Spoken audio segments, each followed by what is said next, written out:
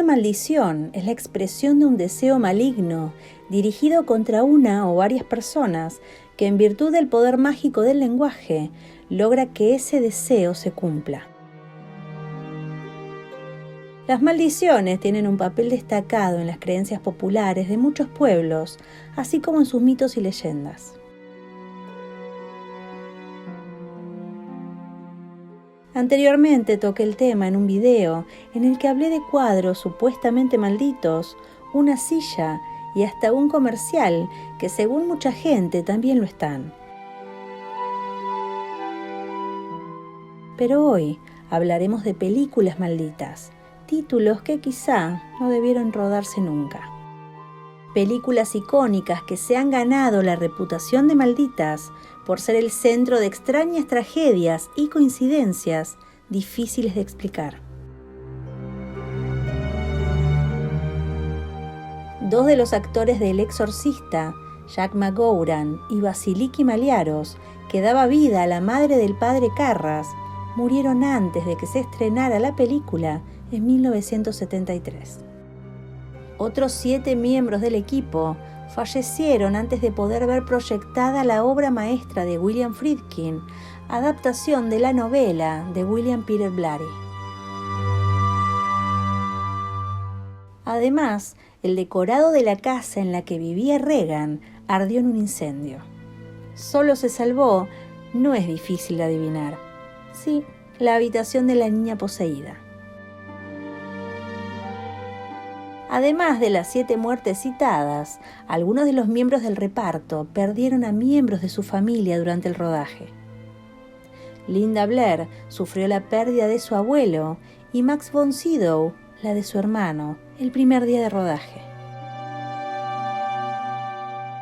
Jason Miller tuvo más suerte y su hijo se salvó del atropello de una motocicleta. Ellen Burstyn, madre de la protagonista, sufrió por su parte heridas reales en las escenas más agitadas de la cinta. Curiosamente, las desgracias no siguieron, salvo alguna anécdota en las secuelas de este film.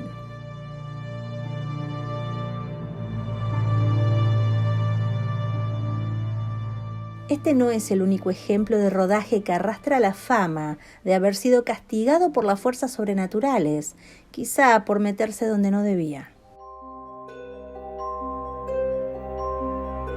El siguiente título es esta película dirigida en 1982 por Tobe Hooper y escrita por Steven Spielberg.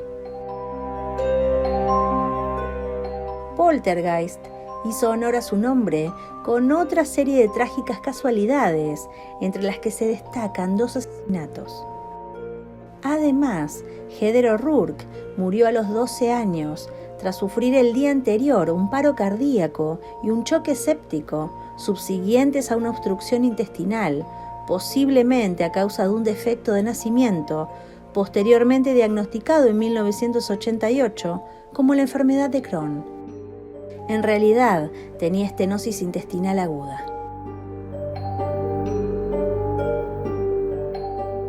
Su hermana en la ficción, interpretada por Dominic Dunne, fue víctima de estrangulamiento por parte de su exnovio en su casa de West Hollywood el 30 de octubre de 1982 y entró en coma. Dunne nunca recuperó la conciencia y murió después de haber sido declarada con muerte cerebral 5 días más tarde, a la edad de 22 años. Ambas están enterradas en el mismo cementerio de Los Ángeles.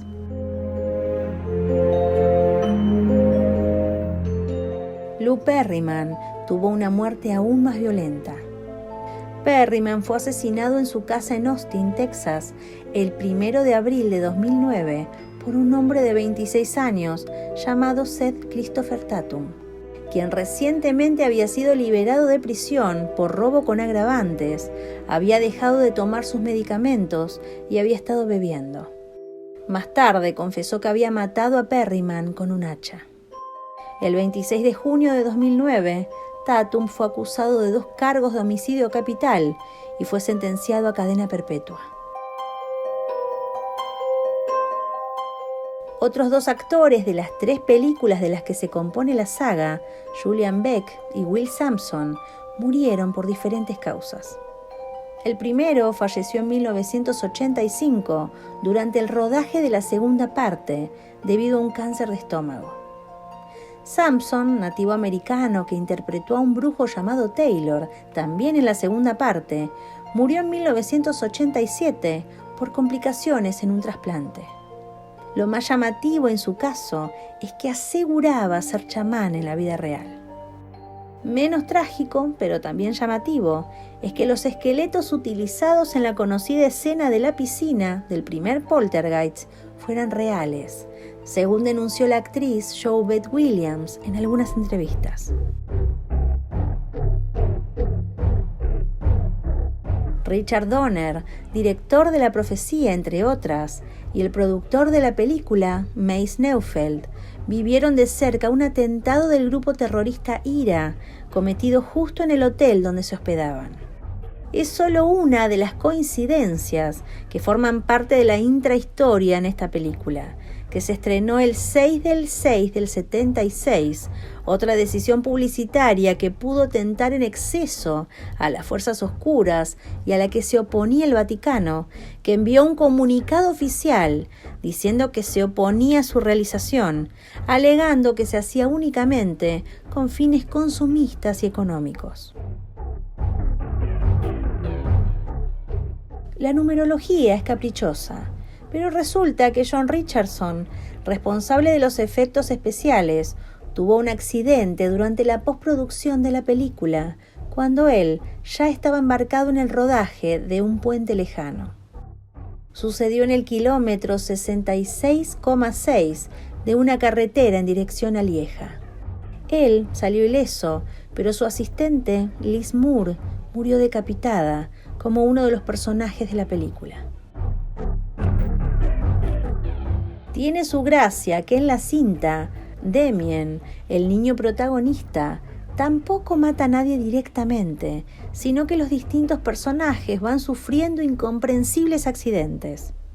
Algunos de los vividos en la vida real tuvieron lugar en el aire.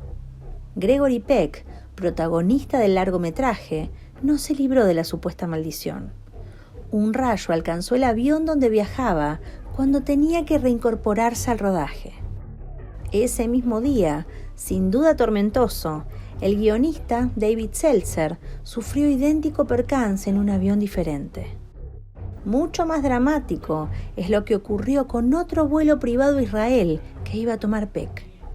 El actor tuvo la suerte de cancelar el billete. El pequeño avión se estrelló y murieron todos sus ocupantes, entre ellos sus 5 pasajeros, hombres de negocios japoneses, aunque aquí las fuentes ofrecen informaciones contradictorias. Los animales, siempre sensibles a las fuerzas paranormales en la ficción, también se vieron afectados por la película. El día que se filmaron las escenas del zoológico, un vigilante del recinto murió, atacado por unos felinos. Por otro lado, los Rottweilers contratados para la película se lanzaron contra Terry Walsh, doble de David Warner, que tuvo que ser hospitalizado por las heridas causadas por los perros en la escena del ataque en el cementerio. Otra anécdota, ajena a la mala suerte, o no, es que Warner, cuyo personaje muere decapitado en una de las escenas cumbres de la película, guardó la réplica de su cabeza durante años, hasta que se divorció y perdió la custodia que consiguió su exmujer.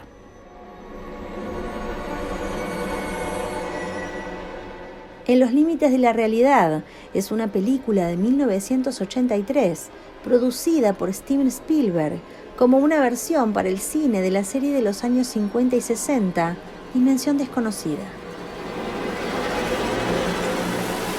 Contó con la participación de grandes cineastas de la época, tales como John Landis, George Miller, Joe Dante y el mismo Spielberg, pero lamentablemente también es recordada por el accidente de helicóptero que tuvo lugar en una escena de la misma, en la que Vic Morrow y 2 niños vietnamitas, ilegalmente contratados, fallecieron durante el rodaje del episodio que dirigía Landis, así como la provocación de una destacada acción legal para reorganizar las reformas laborales en films y de un juicio que tuvo lugar posteriormente, en el que nadie fue hallado culpable del accidente.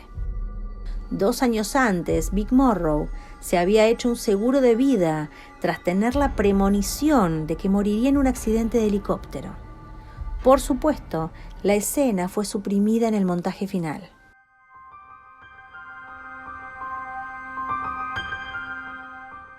La película El Cuervo logró notoriedad aún antes de su estreno, debido a que durante el rodaje el protagonista Brandon Lee muere accidentalmente a causa de un disparo, en la escena en la que recuerda cómo el personaje encarnado por Michael Macy le dispara. Anteriormente a la toma fatídica, se había rodado un primer plano del revólver Magnum Smith & Wesson que lo mostraba cargado. Normalmente para dichos primeros planos se usan cartuchos falsos, sin pólvora ni fulminante. No obstante, por falta de presupuesto, se adquirieron balas reales, a las que se quitó la pólvora, pero no el fulminante. En algún momento alguien apretó el gatillo, el percutor disparó el fulminante y la bala hizo un corto recorrido, quedándose encajada dentro del cañón. Por falta de tiempo, nadie inspeccionó adecuadamente el arma, sino que se quitaron las balas y se colocaron las de fogueo, sin que una vez más se inspeccionara el arma, al parecer porque el maestro armero había sido despedido por falta de dinero y quien se encargaba de preparar el arma para la toma era alguien sin la debida preparación. Cuando el actor Michael Macy apretó el gatillo, la pólvora de la bala de fogueo detonó con la fuerza suficiente para empujar la bala que había quedado atascada en el cañón hacia afuera, directamente hacia el abdomen del hijo de Bruce Lee. Este cayó al suelo, herido mortalmente. Tenía 28 años. Macy aseguró que jamás vio la película y permaneció encerrado 1 año en su departamento.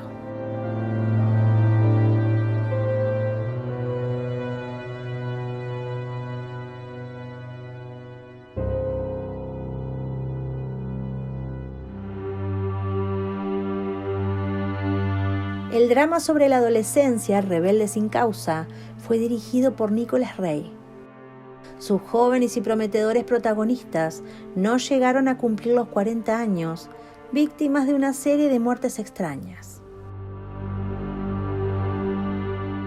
La primera víctima de la maldición fue el famoso James Dean, que murió tras sufrir un grave accidente de tráfico con tan solo 24 años.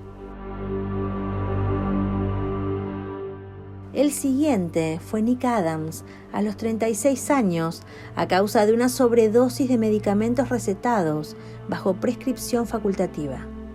La muerte de Adams aún permanece envuelta en el misterio, pues jamás estuvo del todo claro si había sido víctima de un asesinato, como algunos de sus más allegados defienden. Años más tarde, la maldición golpeó a otro de los actores protagonistas del film, Sal Mineo, quien recibió varias puñaladas a los 37 años cuando regresaba a su casa. El asesinato se atribuyó a un móvil pasional, pero el asesino resultó ser Lionel Ray Williams, un repartidor de pizzas con amplio historial delictivo, quien dijo que no reconoció a Mineo cuando le atacó. Fue detenido, juzgado y condenado a 57 años de cárcel como autor del crimen, que posteriormente asumió. La cuarta y última de las víctimas fue la famosa Natalie Wood, cuyo cuerpo apareció flotando sin vida junto a la isla de Santa Catalina. Wood murió el 29 de noviembre de 1981, cuando cayó de noche al agua desde su yate de Splendor. La nave estaba fondeada frente a la isla de Catalina, cerca de Los Ángeles, y en esos días Natalie terminaba la película Brainstorm con Christopher Walken, amigo del matrimonio que estaba con ellos al ocurrir la desgracia. En 2011, la policía reabrió el caso cuando se hizo público un libro de la escritora Marty Rulli, quien asegura que en la muerte de la actriz, su esposo, Robert Wagner, estaba plenamente involucrado. En dicho libro, la escritora exhibe un testimonio del capitán del yate de Splendor, Dennis Davern, quien manifestó a la escritora que Wagner había intervenido en la muerte de la actriz. En 2018, los investigadores recalificaron su muerte como sospechosa.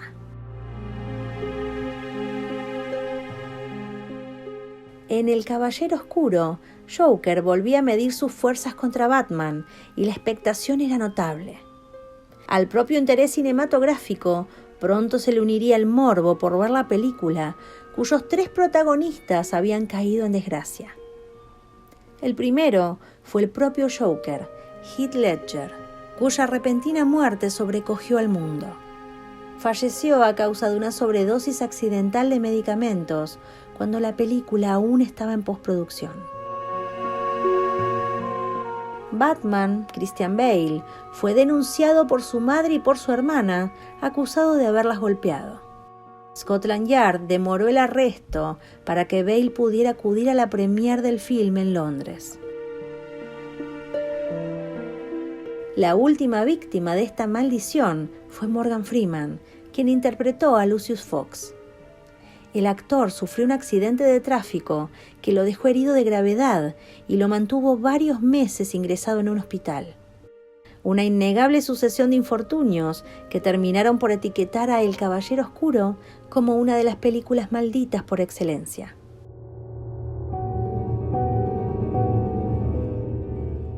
La Casa del Horror es un clásico del terror que se rodó en 1927 bajo el mando de Todd Browning, uno de los maestros del cine mudo. Este film está asociado a distintos hechos enigmáticos a tal punto que no quedó una sola copia de él. En 1967, tras un incendio ocurrido en un almacén de la Metro-Goldwyn-Mayer, se hicieron cenizas todos los carretes que tenían grabadas las escenas. 2 salas de cine que preservaban las últimas copias también fueron pasto de las llamas un año más tarde. Por si esto fuera poco, la leyenda negra indica que durante la proyección de la película, muchos de los espectadores de distintas salas de cine en América y Europa sufrieron brotes psicóticos y ataques de pánico. Esto llevó a un juez a prohibir la película en países como Estados Unidos y España. El suceso más traumático que se conoce relacionado con la película es el de un joven que asesinó a su pareja supuestamente por infidelidad. El confeso asesino relató que veía la silueta del vampiro de la película por todas partes y que su voz le obligó a cometer el crimen contra su amada. A esto hay que sumarle que muchos de los actores fallecieron al poco tiempo de finalizar la producción. Se dice que los vampiros que juegan un papel secundario en este largometraje no eran actores, sino vampiros de verdad que fueron dispuestos por los productores. Nada o casi nada se sabe de ellos.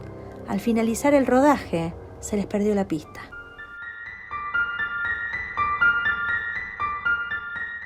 El bebé de Rosemary, también conocido como La Semilla del Diablo, nos presenta a Mia Farrow en el papel de Rosemary Woodhouse, la mujer escogida para ser la madre del hijo del diablo.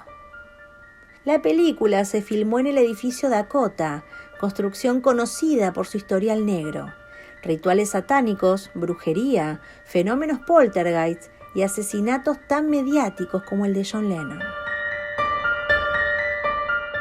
Nada más empezar el rodaje, el coproductor William Castle sufrió un fallo renal que le hizo abandonar la película.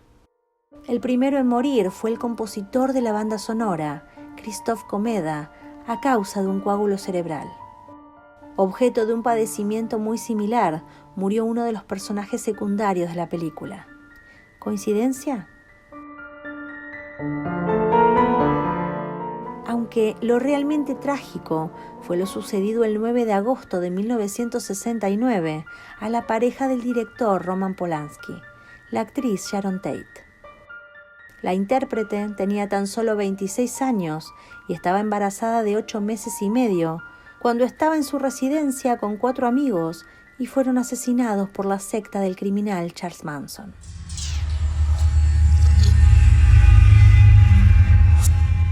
Recientemente, otro film entró en la categoría de maldito.